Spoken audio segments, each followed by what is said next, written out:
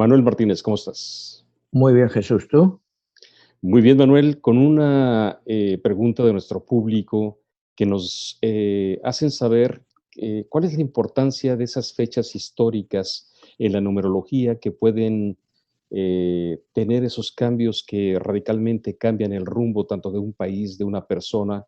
Por ejemplo, en México estamos cumpliendo 500 años de la caída de Tenochtitlan por uno de los hombres quizá pues más importantes en la historia de nuestro país, que es México, en el caso de Hernán Cortés.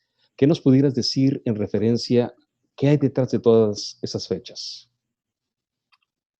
Bueno, pues como hemos hablado muchas veces, cualquier fecha marca un camino, marca un rumbo, o sea, tanto para un país como para la persona. Aquí hemos hablado muchas veces de que México está muy influenciado por el número 7, incluso mexica. En la traducción, pues sí, parece que mexica significaba 7.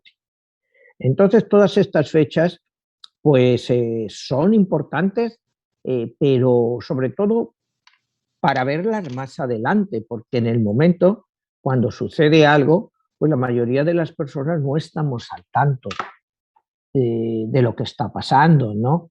Entonces, lo que es importante en estas fechas es ver cuándo acontecimientos similares pasan cada cierto número de años, cierto ciclo, ¿no? Ahora me estás hablando de la llegada de Hernán Cortés a México, 1519, ahora 2021 son 500 años de la caída de Tenochtitlán.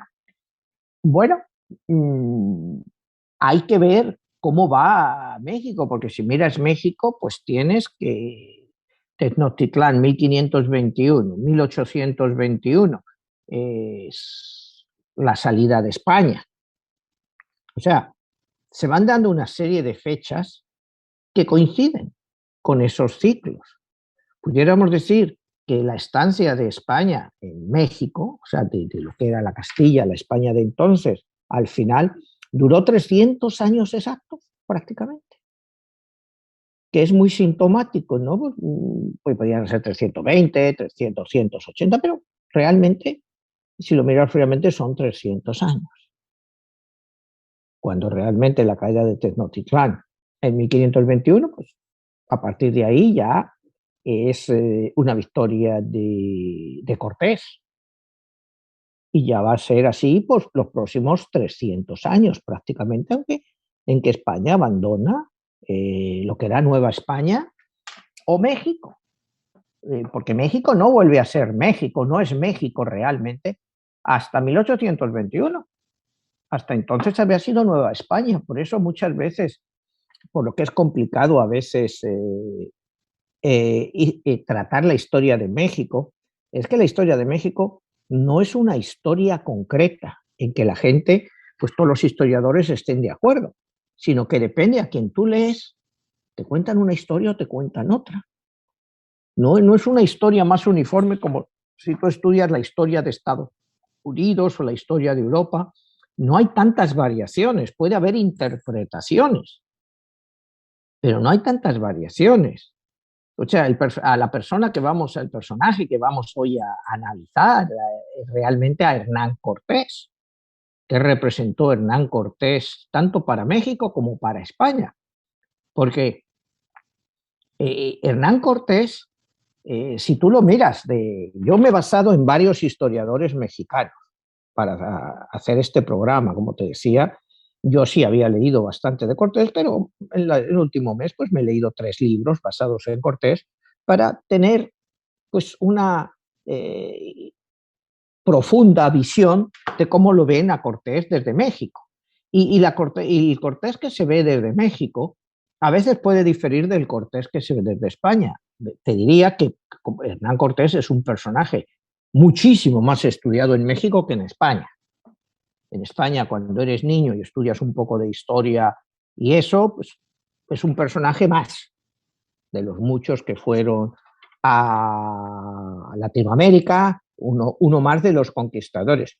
Pero realmente nunca se han hecho, sí se han hecho, lógicamente, estudios profundos de él en España por historiadores españoles, pero nunca se les ha dado relevancia a nivel educacional. Todo lo contrario que en México. Que en México sí es un personaje mayormente odiado, pero odiado quizá un poco eh, por lo que yo he leído, por mi entendimiento, y te puedo decir, me puedo equivocar, es un personaje odiado sobre todo después de la Revolución Mexicana, cuando México entra en esa ola de nacionalismo tan grande como nunca que había tenido. Y es cuando se empieza a denostar tanto la figura de Hernán Cortés. La mayoría de los libros que lees de la historia de Hernán Cortés empiezan pues precisamente cuando México pues recobra la independencia de España y que decir recobrar la independencia de España es un contrasentido, porque México nunca recobró la independencia de España, porque México empezó a existir cuando España se fue de lo que era Nueva España y dio origen al Nuevo México. Es decir, México empieza a ser país en 1821. Y yo he hablado con muchos mexicanos que me dicen, no, Manuel, estás totalmente equivocado. Nosotros ya éramos un país antes, éramos toda Mesoamérica, éramos los mayas, éramos los aztecas, los mexicas, los toltecas, bueno, pero no erais una entidad política. Y un país empieza a existir cuando es una entidad política. O sea, es un punto que yo quiero aquí aclarar sin tratar de dañar a nadie en sus creencias, pero México en sí, como entidad política, no empieza hasta 1821. Todo lo demás, bueno, pues es historia de la Nueva España, de los pueblos de Mesoamérica, de la prehistoria en esos pueblos, que no sabemos en muchos casos cómo era, pero en muchos casos son todo especulaciones. ¿Estaban ahí? Sí, estaban ahí. ¿De dónde venían? ¿De dónde vinieron los pobladores que habitaban en México originalmente? Bueno, pues todo te indica que es como la mayoría de los que poblaron Latinoamérica, que a través del estrecho de Bering, cuando la época de las glaciaciones, cuando se abrió un paso y fueron emigrando, pues por todas partes. Unos llegaron más lejos, otros se quedaron ahí. Como entidad política, pues, no podemos decir que eso existiera. Existían pueblos, existían gentes, razas, como lo queramos llamar, pero México no existía. Había un trozo de tierra de 2 millones de kilómetros cuadrados, pero eso, no sé, quizá como tú dices, los mexicas, que significa México, eran como los españoles lo llamaron México porque oyeron la palabra esa que decían mucho mexica, mexica, y por eso lo pusieron México, la tierra de los mexicas. Sí. Entonces, ahí para estar más claro, nos encontramos el número 7 en la parte de las culturas que antecedieron la llegada de Cortés, que será un número muy importante. Sí, muy Y tú importante. has encontrado una numerología en referencia a varias temáticas. Vamos a hablar en este caso, por ejemplo, de la llegada de Cortés, que es el personaje que vamos a analizar el día de hoy. ¿Qué numerología le has encontrado a él y qué tanto le marca a él en su persona como un tipo que pues venía a conquistar sediento de riquezas y bueno, pues que hizo muchas cosas que bueno, pues están en la historia y hay diferentes puntos de vista, pero lo más importante, ¿qué numerología hay detrás de Cortés? Bueno, de la numerología de Cortés, desgraciadamente no conocemos su fecha de nacimiento. Solo conocemos su año de nacimiento, que es 1485. Entonces, basados en eso, pues Cortés es un número 9, es el aventurero, la persona que va dejando todo atrás para empezar algo adelante y siempre va dejando cosas atrás, pero sigue siempre adelante, que sí le corresponde bastante a Cortés. Cortés, sin embargo, será muy significativa la fecha de su muerte. Acuérdate que Cortés muere el diciembre 2 del año 1547. Cuando tú sumas todos los números te da 22, lo cual te da, pues es un personaje que ha significado algo. ¿Para quién significó algo? Pues en la época significó algo pues para la corona de España porque la enriqueció. La enriqueció. Para los pueblos que él, digamos, conquistó, Pues yo creo que también significó mucho, Jesús, desde el punto de vista de lo que significa una conquista. Una conquista, y más si tenemos en cuenta, América, Colón había llegado en 1492. O sea, estaban empezando a llegar las primeras personas, los primeros colonizadores, aventureros, como quieras llamarlo, que venían a buscar fortuna, pero también venían a cristianizar. Cuidado, porque hay que entender una cosa muy importante dentro de la conquista, que la labor fundamental desde la reina Isabel la Católica, ya luego con los otros reyes ya cambió, pero la idea fundamental porque la reina Isabel la Católica ayuda a Cristóbal Colón es porque quiere cristianizar a toda esa gente. El sentimiento cristiano de esa época, incluso el propio Hernán Cortés, es un gran religioso, o sea, tiene una profunda fe. Estas personas tenían una profunda fe. Y la colonización española o la conquista española, como queramos llamarla, está basada en que querían hacer que todos esos, como ellos llamaban, herejes, pues adoraran a un solo Dios, que era nuestro Señor Jesucristo para los cristianos. Algo que resultaba inconcebible, pues, a la mayoría de las culturas del mundo mesoamericano, del mundo oriental, pero la conquista española, el imperio español, de lo que se diferencia de otros imperios grandes, como el anterior más grande que había habido, que era el imperio romano, era en la total aplicación del catolicismo. O sea, el catolicismo era vital. Los romanos, acuérdate, conquistaban un pueblo, pues automáticamente accedían a que todos los dioses de ese pueblo entraran dentro del panteón de los dioses romanos. O sea, los aceptaban. El catolicismo de la época no, automáticamente acababa con todos porque eran considerados ídolos y establecían solo un culto, el culto a Cristo, a Padre, y también se permitía el culto a la Virgen María y a los santos. O sea, es por lo que, por ejemplo, cuando hemos hablado aquí de otras religiones, pues al cristianismo se le acusa de un paganismo encubierto. Porque primero la Trinidad, el Padre, el Hijo y el Espíritu Santo. Incomprensible para el que no sea cristiano. Entender eso. Entender María como algo máximo.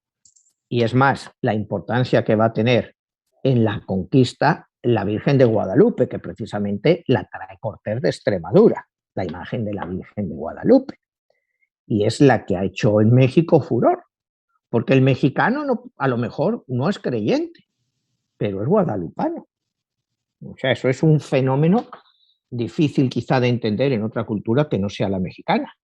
Exactamente, la Virgen de Cáceres, que es de donde viene el emblema, era el estandarte que Cortés traía y que actualmente se encuentra en el Museo del Castillo en Chapultepec. O sea, tú puedes ir a ver que existe ese Claro, estandarte. O sea, claro. que era una cosa que pues te antecede el fenómeno que después yo sí creo que es un sincretismo, ¿no? Que después en el Cerro de Guadalupe, de ahí donde está la Virgen de Guadalupe, del Tepeyac, se Sí. sincretiza con una deidad ahí y interesante ese dato, ¿eh? O sea, de saber que hasta eso mismo las creencias se fusionaron. Claro, es que te digo, es que eh, cuando hablamos de la conquista española, como te decía, comparándola con estamos hablando de la romana o de la conquista posterior que llega de Inglaterra, eh, el carácter de la conquista española, como te digo, era religioso, por supuesto económico, pero el principal motivo por la que la reina de Castilla, Isabel, permite que Colón llegue a América y luego permiten que ya empiecen todas las expediciones es para cristianizar a todos esos herejes, a todos esos indios que Colón trae después de su primer viaje, que espantan a los reyes católicos, pues porque eran eso, adoraban a múltiples dioses. Entonces, el primer mensaje es evangelizar a todos esos pueblos. ¿Que lo consiguieron o no? Pues está claro que sí. Hoy en día el 90% de la población de Latinoamérica es católica. O sea, en ese aspecto, la colonización o la conquista española, desde el punto de vista religioso, fue un éxito para la Iglesia. Es más, un papa tan conservador, precisamente por eso, como era este Benedicto XVI, el papa emérito, que todavía sigue vivo, pues él ha resaltado la labor evangelizadora de la conquista española en Latinoamérica, que ha hecho que sea el continente donde más católicos hay. Y eso es parte de esto, de todo esto. ¿Y es por qué? Porque la conquista española no iban a matar a los indígenas. Muchos indígenas murieron, pero no por las armas. Murieron sobre todo por la viruela, por el cólera, por enfermedades, pero no necesariamente con las armas. Y como veremos ahora, ¿cómo se puede decir que cuando Hernán Cortés llega a México, a Veracruz, llega con 500 soldados, 13 cañones y 18 caballos? ¿Cómo una sola persona con 500 hombres, por muchas armas modernas que tuvieron en la época, los trabucos de entonces eran de un tiro y tenían que cargarlos, puede conquistar a millones? Hay que entender el carácter político de Hernán Cortés, que fue capaz de buscar alianzas con pueblos que odiaban a los aztecas porque los tenían sojuzgados por algunos por cientos de años, pagándoles tributos, pagándoles con jóvenes y con doncellas todos los años para sacrificios humanos. Porque eso es una cosa que ha sido siempre muy controversial. Si los aztecas eran tan sangrientos o no eran tan sangrientos. Lo que está claro que tenemos que basarnos, yo me baso mucho de esto que estoy haciendo del programa, además de los libros, pues en las crónicas de Bernal Díaz del Castillo, que es el cronista oficial, soldado de Cortés, que es el que nos describe todo esto de primera mano. O sea, más información de primera mano que te puede dar eso no te la da nadie. Cualquier interpretación posterior que puedan hacer ahora, pues cualquier politólogo o historiador, se tiene que basar siempre en Bernal Díaz del Castillo. Luego pueden encontrar otras referencias, pero las referencias que podemos encontrar son mínimas, las referencias son claras. Cuando Hernán Cortés llega a México, los aztecas eran temidos y odiados por la mayoría de los pueblos.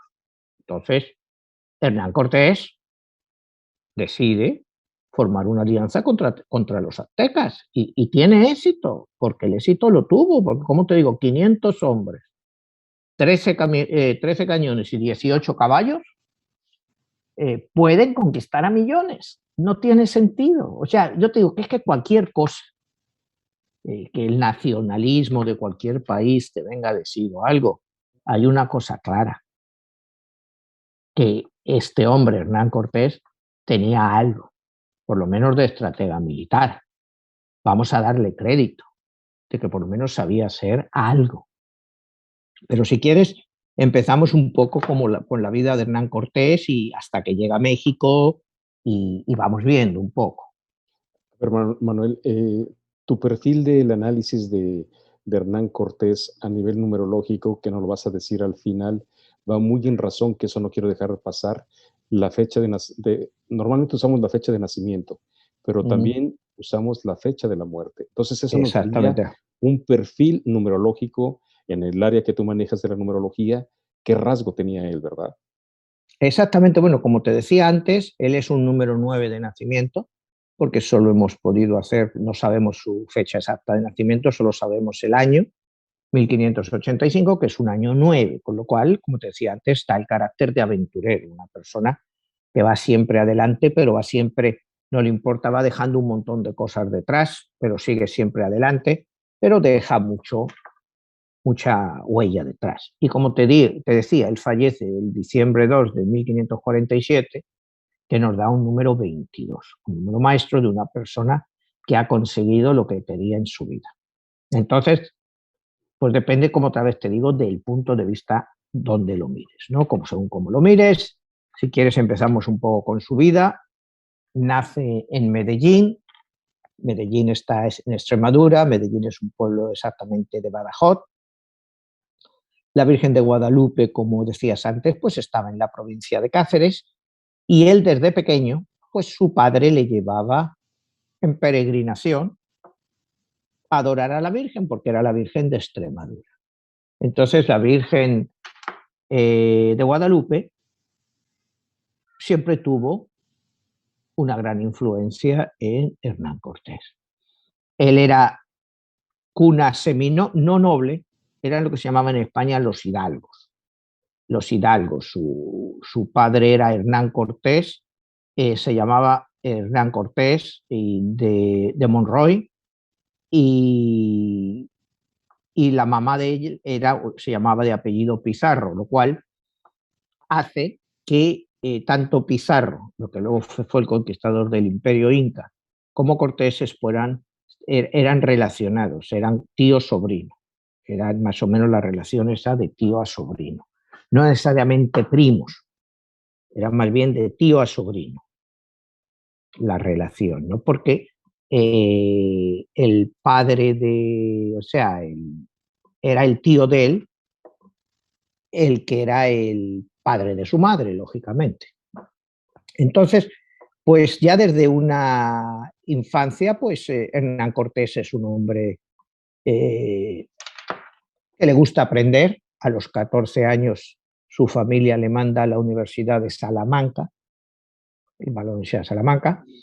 O sea, él es uno de los pocos, que podemos decir, conquistadores ilustrados, porque él tiene estudios universitarios, no los acaba, porque se cansa, pero estudia en la universidad, y hay una parte de su vida que queda siempre, porque él se supone que estudió también leyes en Salamanca, ¿no? Entonces él tenía un gran conocimiento de la ley que le servirá más adelante en las pugnas que él va a tener pues con diferentes gobernadores y incluso hasta con el mismo rey Carlos I.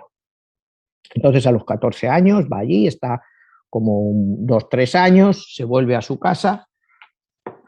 Él quiere irse a las Indias, pero él era le gustaban demasiado las mujeres, ya desde jovencito, ¿no? Entonces, cuando él estaba para irse en una expedición, más que nada para ir a luchar a Nápoles o Flandes con Gonzalo Fernández de Córdoba, que era el gran capitán español de la época, Cortés tiene un pequeño incidente, porque resulta que le gusta una mujer casada, y pues bueno, pues se lía un poco con ella, y cuando están liados pues llega el marido, cuentan que estaban recién casados, y el marido pues no se lo toma muy a bien. Entonces Cortés tiene que salir, pues, como se dice, por la ventana, como ves en algunas películas, cae y casi se retuerce un pie y queda ahí lesionado, se escapa, pero ya no puede ir en esa expedición. Tiene que esperar un par de años hasta que realmente pueden enrolarse en una expedición. Es en el año 1505 cuando él se enrola para ir a la isla de la Española. La isla de la Española es lo que conocemos como Santo Domingo y Haití, que fue la primera colonización española de Latinoamérica. Fue ahí.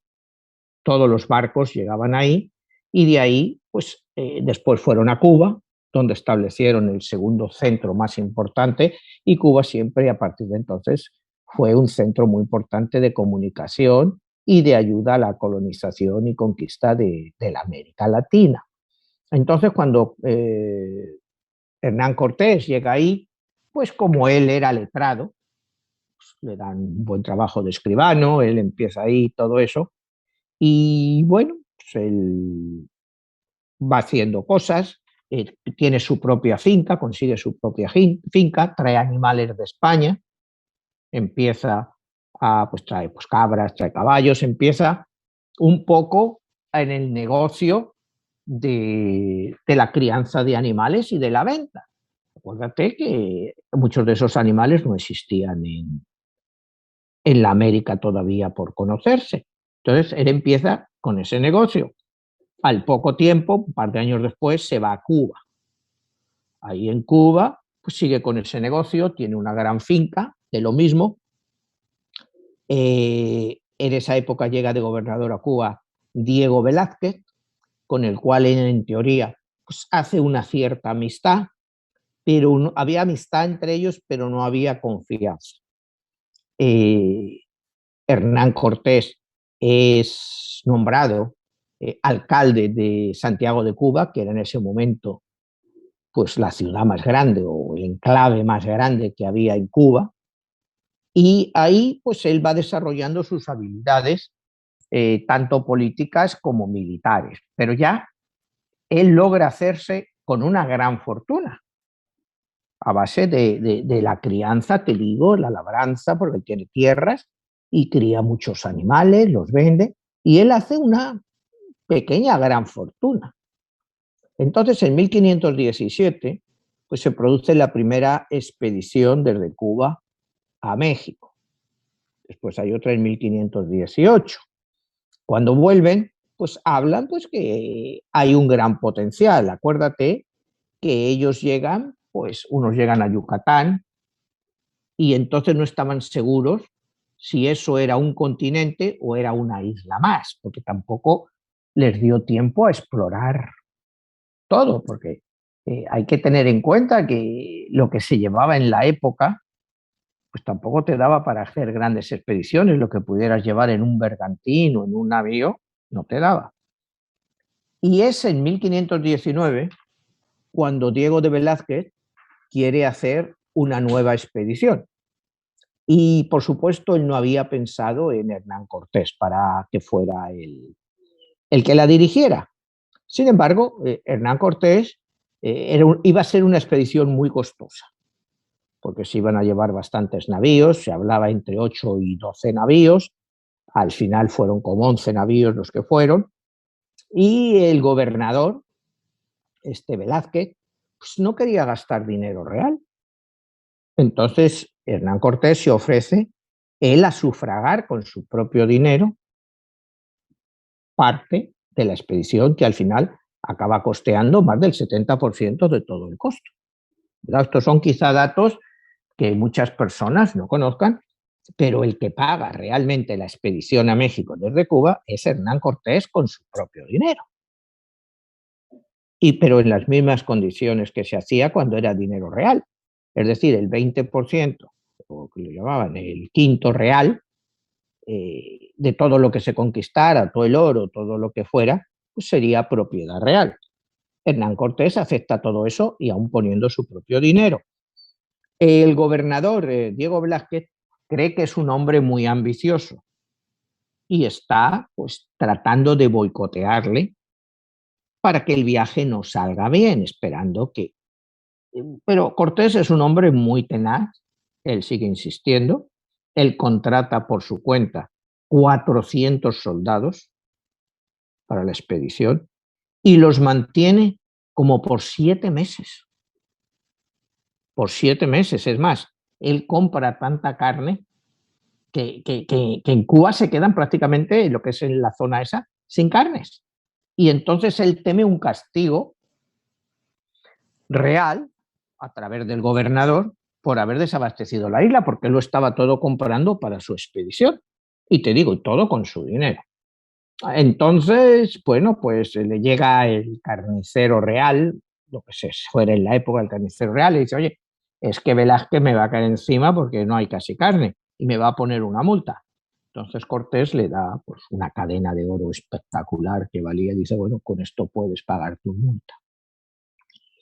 Cortés ya se daba cuenta de que se tenía que ir. Y entonces es cuando inicia la salida. Él compra también 7 bergantines que los paga de su propio dinero. Cortés los paga, de los 11, 7 los paga él. Los compra, inician la salida a Cuba, prácticamente de Cuba a México, sin que el gobernador se dé cuenta. En esa época era más difícil detectar todas estas cosas. Y ya cuando el gobernador se da cuenta, pues ya está. Ya Cortés ha salido hacia México. El gobernador da una orden de arresto contra él para que vuelva inmediatamente, para que vuelva. Y es cuando un poco tiempo después manda a otra flotilla, bueno, llevaban 1000 soldados, era una flota grande, encabezada por Pánfilo de Narváez, para que arreste a Cortés. Aquí hay un punto clave en la historia, ¿no? Y es que es en la expedición esta de Pánfilo de Narváez a través de la cual entra la viruela en México. Es a través, se dice, de un soldado negro o esclavo que llevaban, que lleva la viruela, que luego veremos, pues se va a acabar con el 80% de la población mesoamericana. Entonces, bueno, vemos que ya Hernán Cortés llega a México, se establece en Veracruz, funda la nueva ciudad de la Veracruz, como la llama, y entonces, la bella rica de la Veracruz. Entonces, aquí hay un punto muy importante desde el punto de vista jurídico e histórico. Cortés sabía que si fundaba una nueva ciudad y esa ciudad la ponía bajo el amparo de su majestad el rey, en este caso Carlos I. Carlos I en esa época, cuando llega Cortés, tiene 18, 19 años. Acaba de llegar a España y va a pasar solo una temporada. Acuérdate que Carlos I nace en Gante, en los Países Bajos, en Bélgica, en esa época. Él es el hijo de Juana la Loca y de Felipe el Hermoso.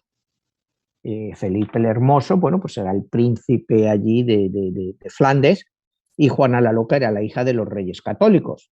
Técnicamente, a la muerte de Isabel, Juana la Loca ascendió al trono como reina de España, pero fue apartada.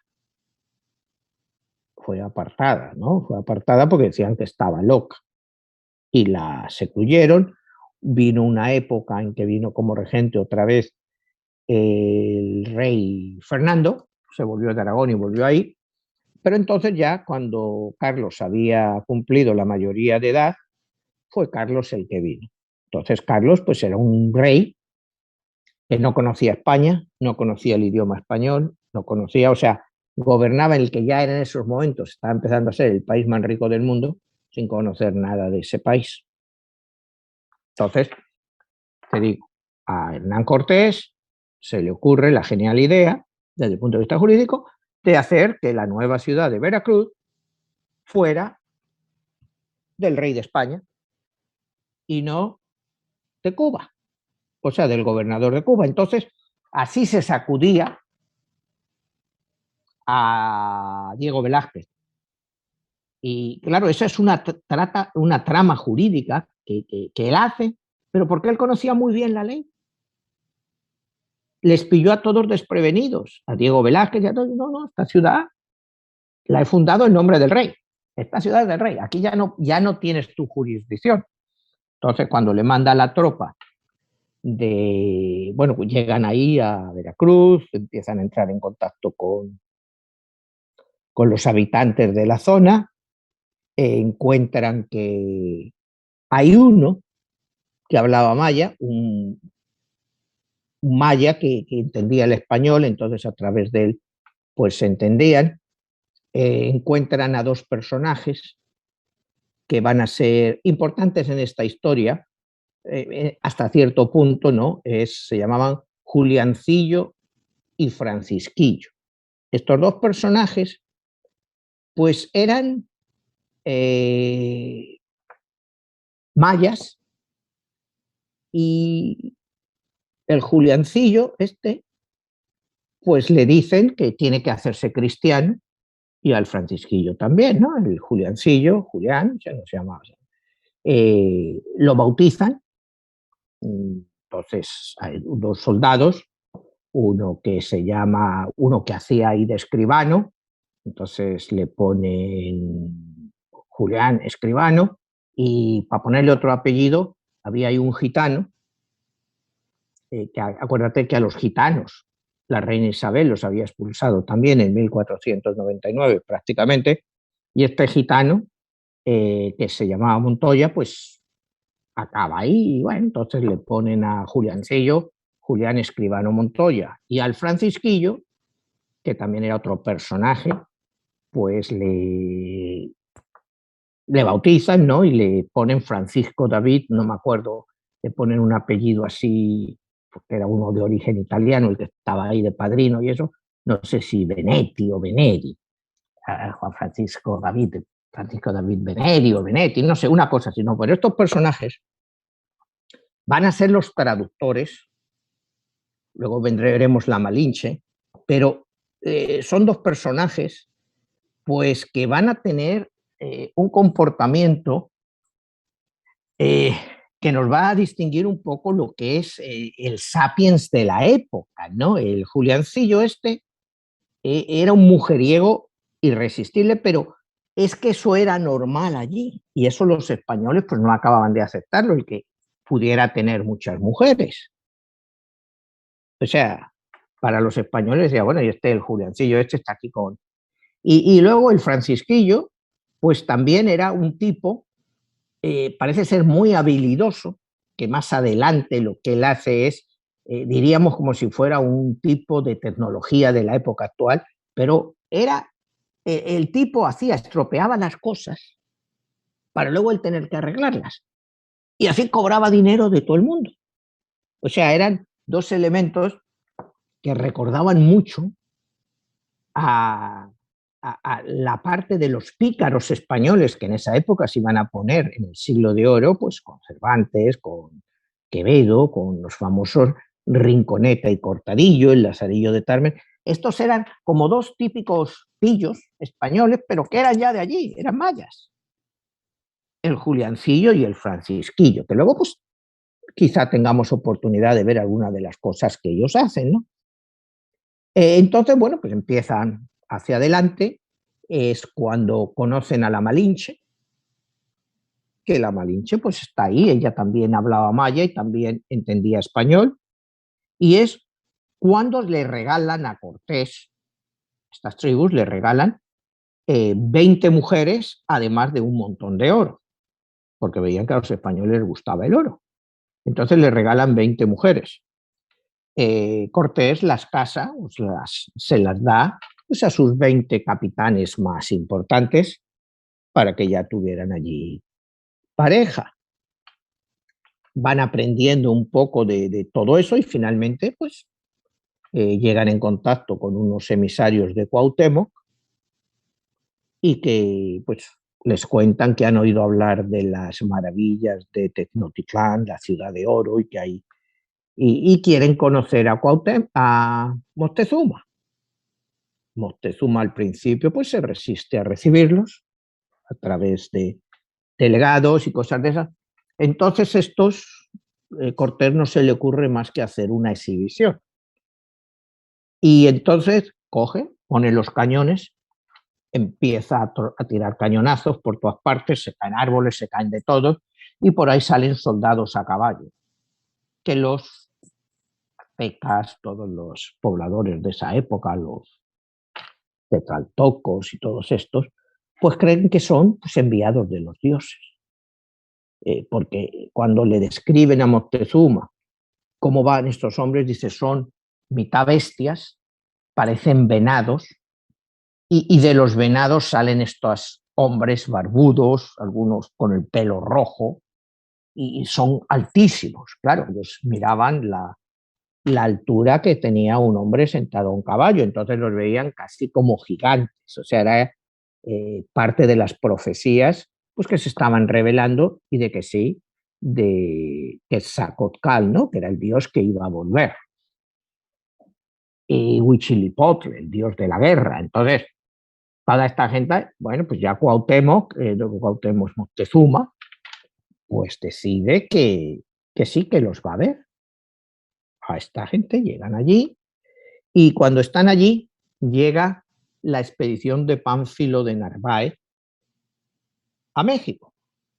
que llegaba, como te digo, con 1000 hombres. Entonces Cortés, cuando se da cuenta que son 1000 contra 500 y venían bien armados, lo que hace empieza a mandar gente, soldados que habían llegado con él, para sobornar a los 1000 que habían llegado con Pánfilo de Narváez, para decirles, sois idiotas, aquí hay oro para todos, hay mucho oro, hay tal y cual.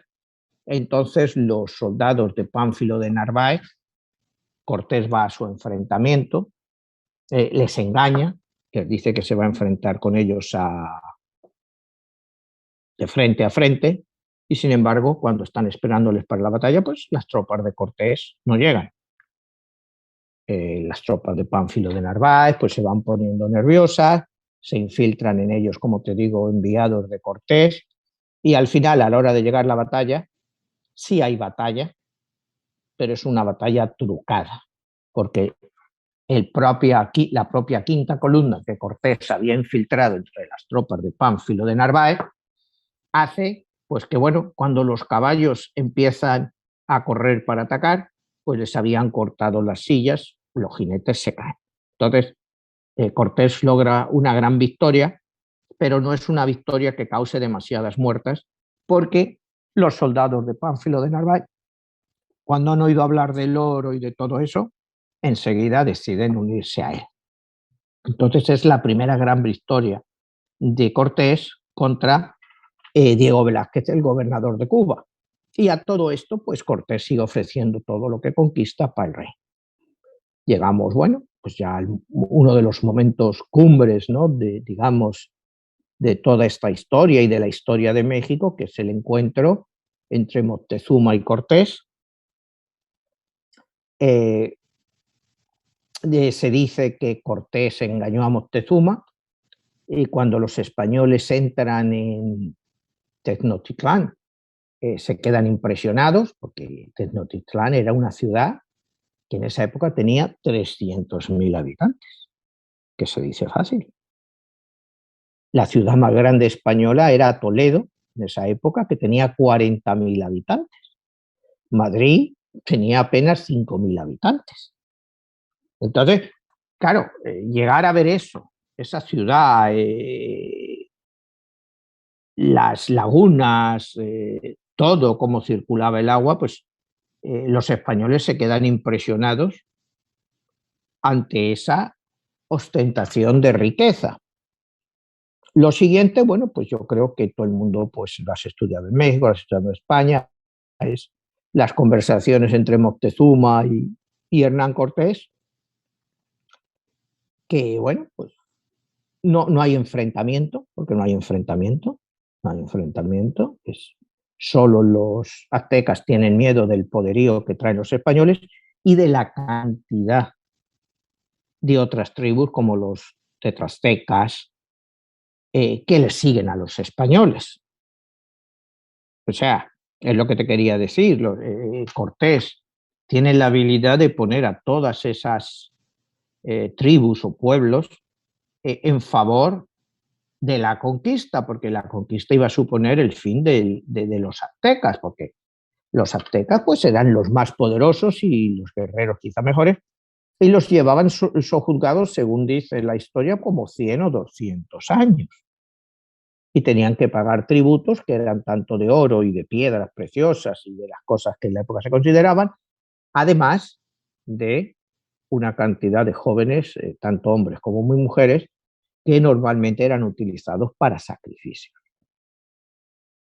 Llega allí Cortés con Moctezuma, pues hay una serie, Moctezuma está medio arrestado, pero no totalmente arrestado. Entonces, pues hay un levantamiento de los nobles aztecas, y está este Pedro de Alvarado, que es prácticamente el lugarteniente de Cortés.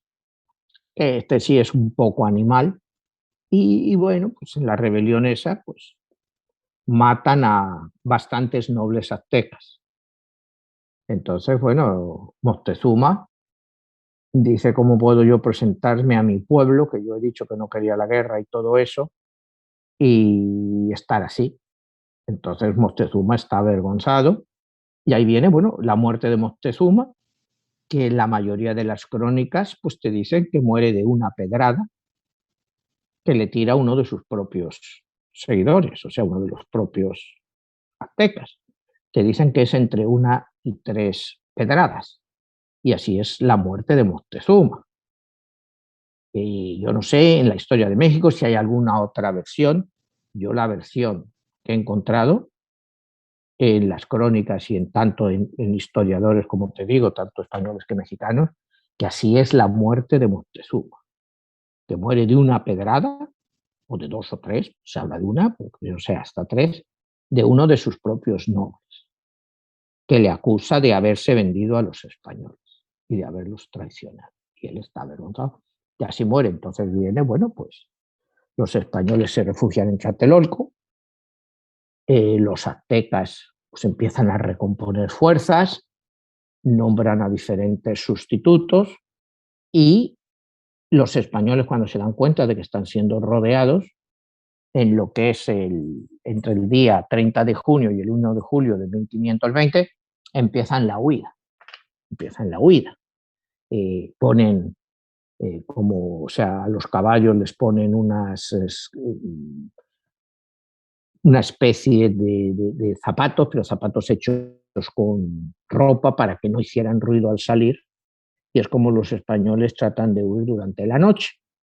Pero sin embargo, pues alguien allí pues, se dan cuenta, pues es una ciudad muy grande, y entonces es lo que viene, pues la famosa huida española, pero ellos, los españoles, se estaban llevando unas cantidades ingentes de oro, como nunca habían visto, porque en todo este tiempo, claro, los aztecas les habían estado dando oro en todo este tiempo. Entonces, se llevan tantísimo oro que prácticamente no pueden ni cargarlo ellos mismos. Y ahí es donde viene pues, la famosa batalla de la Noche Triste para los españoles. Tú me decías que en México se ha cambiado ahora el nombre a la victoria de los aztecas, ¿no? Que le han cambiado el nombre. Yo siempre la había conocido como la batalla de Otumba, ¿no? También conocida como la Noche Triste, y ahora pues la han cambiado a la victoria de la Noche Victoriosa. La Noche Victoriosa. Pues está bien, ¿no? O sea, como te digo, la historia tiene muchas interpretaciones, pero va a ser una victoria pírrica, o sea, porque eventualmente no va a acabar en nada. La batalla la ganan los aztecas, pero los españoles logran huir mucho, pierden todo el oro que se cae pues, a los lagos de la zona, y había pues, una cantidad ingente de oro, que luego pues, es parte de la historia que se establece en todo esto, cuando luego más adelante veremos todo el caso con Cuauhtémoc. Pues los españoles se quieren llevar todo el oro, van cargadísimos de oro. Pues claro, ellos no pueden pasar o nadar con tanto oro, unos se hunden. Al final se hunde todo el oro. Y ahí viene la famosa leyenda del tesoro de Moctezuma, de toda esa cantidad de oro que se hunde y que nadie sabe al final dónde va a parar. Bueno, supuestamente fue a parar al fondo de los lagos y todo eso, ¿no? Pero el caso es que los españoles salen de ahí, los que sobreviven, pues prácticamente sin ningún oro.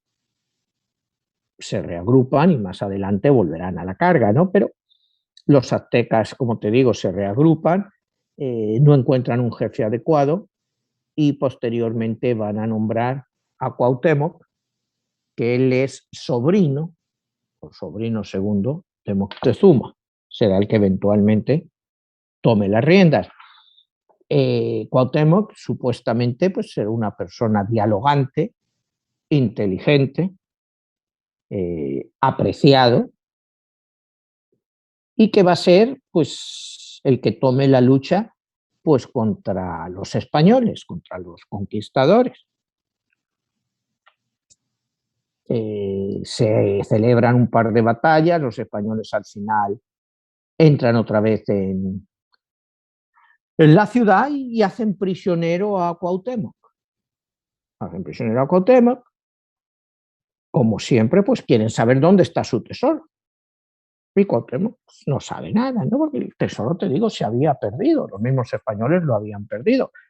Pero era la avaricia esa Y entramos pues en las famosas, ya parte de la leyenda negra de España, pues es la muerte de Cuauhtémoc. Que la muerte de Cuauhtémoc sí parece ser que se produce pues por orden de Hernán Cortés cuando están viajando porque creen que él tiene escondido el tesoro en algún sitio y están por la zona de Honduras y es cuando deciden pues que matar a Cuauhtémoc. Se habla de que Cuauhtémoc fue torturado, que sus pies fueron quemados y sus manos para que revelara dónde estaba el tesoro. No sé, o sea, lo que hay de verdad en eso. Lo que sí parece ser es que pues Cuauhtémoc fue decapitado, ¿no? Que era una muerte más honorable que la horca, aunque se dice que después su cuerpo fue colgado, pero inicialmente parece que fue decapitado. Pues de esto los datos que nos llegan, pues te digo, los de Bernal Díaz del Castillo, y él lo describe así, pues que fue una muerte por decapitación. Él no describe ni que le quemaron los pies, ni que le quemaron las manos. Eso pues es de suponer que pudiera ser verdad como parte de la tortura para que él desvelara dónde estaba escondido ese tesoro. Ya en esa misma época acababa de entrar, como te decía, la viruela muy fuerte a México y estaba diezmando a la población y la población creía que era un castigo de los dioses por haber luchado contra los mismos dioses. De lo cual, pues, Hernán Cortés pues, se aprovechó al considerar que ellos no habían escuchado a los enviados de los dioses y los dioses les habían mandado esa plaga para que acabara con ellos. Creo que en eso, pues casi todos los historiadores están de acuerdo que fue así, que realmente, pues, no fueron los españoles los que acabaron con estos pueblos, sino que fueron sobre todo la viruela, ¿no? Que los diezmó, que acabó con el 80% de la población. Hernán Cortés pues toma México, se hace virrey de México, le manda su quinto real a Carlos I y le manda un barco lleno de riqueza y que cuando el rey Carlos I lo ve, dice, ¿y quién es este Hernán Cortés? Porque no sabía ni quién era. Y sin embargo le había mandado un barco con tanto oro y tanta riqueza que le iba a permitir continuar en su guerra, que él, acuérdate que estamos hablando de que en 1517 es cuando Martín Lutero pone sus famosos 95 prerrogativas en contra de la Iglesia Católica y es el inicio del protestantismo. Se inician las guerras de religiones y Carlos I lo que más quería ser el emperador del Sacro Imperio Romano, que agrupaba pues a bastantes países de lo que era lo que conocemos ahora la zona de Alemania, Austria, Bélgica, era lo que era el Sacro Imperio Romano. El Sacro Imperio Romano había empezado en el siglo VIII con Carlomagno en Francia y el título se había ido manteniendo. Lo que más quería Carlos I no era solo ser rey de España, porque España era una potencia media hasta que conquistó, que llegó a América por toda la riqueza de América. Pero ahí es cuando empieza la gran desgracia de España, la guerra de las religiones, que todo ese oro que venía de América, pues nunca llegaba a los españoles. El oro se quedaba en Centro Europa pagando las guerras. Las guerras que este señor, Carlos I, cuando tú estudias la historia de España, te dicen que fue un gran rey, donde sí, pero un gran rey que no era ni español y que nunca se preocupó de aprender español ni pasó tiempo en España prácticamente. Todo el tiempo lo pasaba en Flandes, que es lógico porque es donde había nacido y realmente te puso en la España, en la corte, pues toda gente de Flandes. A Carlos I todo esto pues, le parecía normal. Le parecía normal que sus súbditos pues le dieran toda esa riqueza. Hernán Cortés seguía mandándole y bueno, por los mandatos de la época, la tierra era tuya. O sea, del conquistador se quedaba con esa tierra para él, la repartía entre sus soldados. Él tenía más propiedades con lo que era México que lo que era toda la extensión de España. Era lo que llegó a acumular Cortés. Y eso era en beneficio del rey. El rey le hace noble, le permite que se mantenga. Más adelante el rey le hace una jugarreta y le quita un montón de sus cosas. Él se va a España a ver al rey y el rey ni le recibe.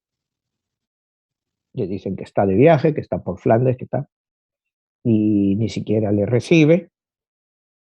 Vuelve a México, le han desposeído de una gran parte de sus propiedades, le dejan que conserve una parte de ellas, pero sin embargo nada que estuviera en la Ciudad de México, que era entonces Tenochtitlán, Ciudad de México. De eso no le permiten conservar nada. Él tiene el duque de Marqués del Valle de Oaxaca y le permiten mantener, pues yo te digo, sí, muchísimas propiedades, o sea, vamos a ser serios, pero le habían desposeído de un 60% de lo que él por ley había conquistado. Siguen las presiones, no hemos hablado de la Malinche como en México, pues siempre se ha dicho que era una traidora. En términos, en México se emplea mucho ese, el malinchismo y todo eso. Y la Malinche, pues era una mujer que realmente pues, le hubiera ido igual con Cortés que con cualquier otro. A ella se la habían regalado, hablaba maya, hablaba español, era la gran traductora. Cuando él estaba hablando con Moctezuma, a Cortés le llamaban el Malinchín, por la Malinche, como ella era la que traducía, llamaban el Malinchín. Fue una mujer que tuvo una gran influencia en la vida de Hernán Cortés. Es, como decíamos, realmente, ¿qué supone todo esto? Bueno, pues es realmente el inicio real del mestizaje, en el momento en que a estos 20 hombres, pues Cortés les da 20 mujeres y los hijos son aceptados como algo normal, con los mismos derechos que todos, es el inicio del mestizaje. Y es parte de la cultura actual de México. Sí, una gran población se murió, pero lo que habría que ver es como desde el punto de vista de México, de Latinoamérica, cómo hubiera sido otro tipo de colonización. Si vemos la colonización británica cuando llegaron a Estados Unidos, pues a la población indígena la exterminaron. La idea española no era exterminar, sino fusionar. Que lo hicieron bien, lo hicieron mal. Bueno, pues la historia dice que algo se hizo bien y algo se hizo mal. Cuando tú miras y analizas lo que es el México actual, en México hay todavía muchísimos indígenas que siguen siendo indígenas puros, que no se han mezclado. Eso tú no lo ves aquí en Norteamérica, o sea, ni con canadienses, cuando llegaron los canadienses, ni los norteamericanos, ellos acabaron con esas poblaciones. España no, o sea, los españoles no, o sea, se llevaron oro, por supuesto, una colonización es eso, pero el legado que dejaron, pues fue un legado, pues como se dice, semi amargo, semi dulce. Hicieron cosas buenas, hicieron cosas malas. Y culpar hoy a Hernán Cortés 200 años después de los problemas de México, creo que es un sinsentido, porque entre otras cosas, Hernán Cortés prohibió que la Inquisición, mientras él estaba ahí de gobernante, de rey, él prohibió que la Inquisición entrara a México. La Inquisición no llega a México hasta 1560 ya con Felipe II, por las presiones, pero Hernán Cortés dijo no, dice vamos a salir de la que en España para implantarla aquí. Y él siempre se negó a que la Inquisición funcionara en México. Pero acuérdate que la Inquisición solo podía actuar contra católicos. solo contra católicos, pero si el indígena se convierte al catolicismo, ya la Inquisición podía ir contra él. Es el famoso caso contra los judíos en España.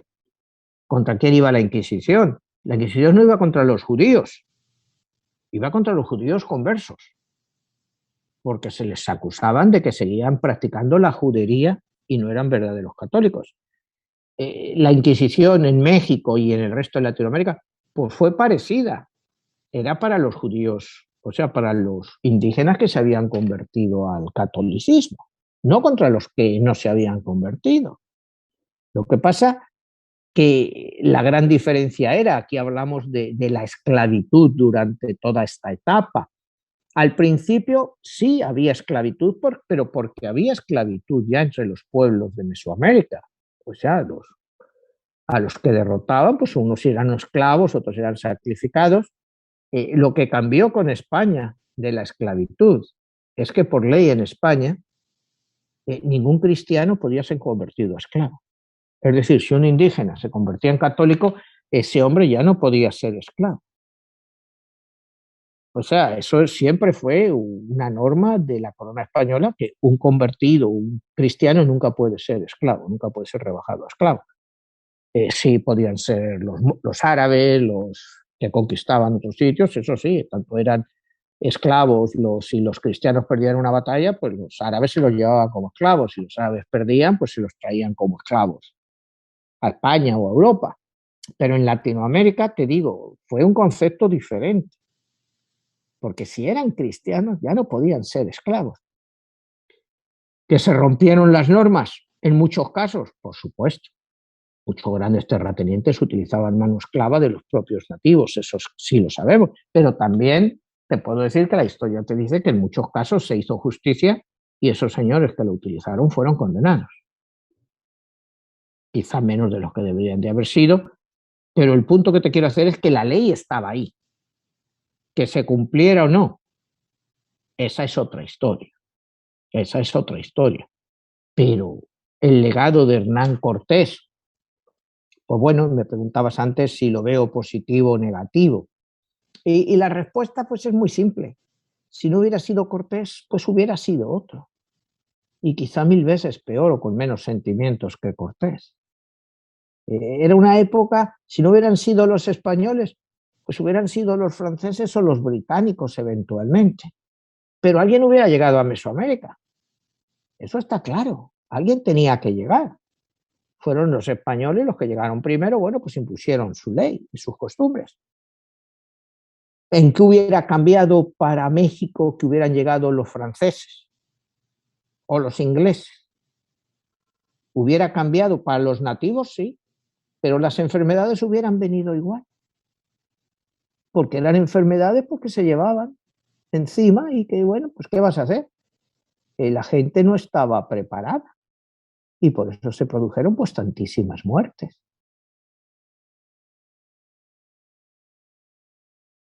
Manuel, ya perfilándonos al final del programa, te preguntaría en ese aspecto de Cortés, héroe o villano. Hay quienes hoy en día tratan de estudiar y ahondar más en la personalidad de Cortés. Pocas veces se ha hablado de su numerología y, bueno, quienes creen en esos rasgos que pudieran impactar y definir la personalidad de este conquistador. Yo te preguntaría a nivel de después de 500 años, hoy, México, siendo número 7, ¿él pudiera haberse considerado el padre de la patria de México? Bueno, para muchos mexicanos es difícil de aceptar, pero realmente es el inicio de México. O sea, es el inicio, como te decía antes, del mestizaje, de la fusión de culturas, que va a durar 300 años. Por los últimos 200 años que México pues, ha sido independiente. O sea, te digo oficialmente, no desde 1810, cuando empieza la guerra de independencia. Yo, por lo que te digo, lo que he leído de la mayoría de los historiadores de mexicanos, es que te dicen que es un error considerar que Hernán Cortés es el causante de todos los problemas actuales que vive México. Como yo he oído, pues he leído artículos, he visto, ¿no?, que aculpan a Cortés de cómo está hoy en México. Y el problema de México es, como te decía antes, es sobre todo después de la Revolución Mexicana, este ultranacionalismo basado en la debilidad de esta propia gente, porque los ultranacionalistas se basan en eso, en debilidad, en ese miedo que han tenido siempre a Estados Unidos. Y bueno, pues Hernán Cortés quizá pues es el chivo expiatorio más fácil que hay, porque ¿a quién le importa Cortés 500 años después? O sea, tú me dices que los campesinos mexicanos viven mal por Hernán Cortés. No sé. Hernán Cortés repartía tierras entre los agricultores indígenas. O sea, él repartía tierras y no hacía discriminación entre llegados de España o indígenas. Él repartía las tierras. Pero bueno, en cierta manera repartía lo que no era de él, porque él como conquistador vino a expropiar todo y él vino a generar una dinámica diferente. Pero bueno, esa quizás es la parte controversial de parte del. Quiero antes de irme, ponerte esta fecha que es muy importante. En el año 2024, dentro de 3 años, se va a dar el nacimiento, se va a dar el cumplimiento del ciclo del encendido del fuego nuevo. Son 503 años y es a donde se estaría cumpliendo uno de los soles, que quizá mucha gente habla del sexto sol, pero hay quienes hablan de que es la repetición del primer sol. Y precisamente a nivel de la calendárica mesoamericana es una fecha muy importante. Y curiosamente se va a dar un eclipse en esa fecha parecido al que se dio en el 91. Y se habla que ahorita, independientemente de Cortés, independientemente de esos 500 años, la fecha importante que debemos de tomar en cuenta es el renacimiento de México como nación en relación de esa calendárica.